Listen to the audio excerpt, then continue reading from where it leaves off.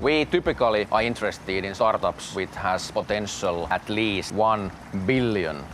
Unicorns? No. And this here we have... Mitä sä tuumaat, Markku? En mä tiedä, paha sanoa. Kyllä täällä on siinä ja siinä. Ma ei saa aru, kuidas saab mingi asi, mida ei ole päriselt olemas, olla väärt $1 miljard. Mis sa sinna linna kipud? Emme, pane ära omas. Mida sa seal üldse tegema hakkad?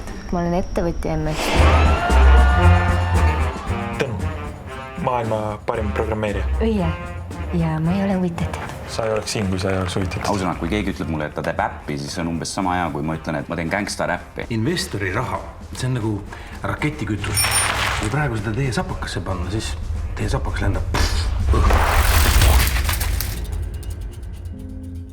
A lot of these people will fail. Success is, it's like finding a unicorn, a mythical creature. Kus ma elama hakkaks üldse? Mul on Mustamäel päris šef-kondo. Šef-konto. Ja kuidas sellisele firmaga läheb? Firmal kundes on ja... Me oleme praegu pre-revenue. Mis pri? Meil ei ole käivet. Kuidas sa siis kasumit teenid? I would like to invest 300,000 euros in your company. I'm not gonna get naked. Money! Kurbi näed, siis ei pidulda võda nad kaasa. Mine kord loomaaeda. Ma olen näinud oma elus nii palju start-up'e, usu mind.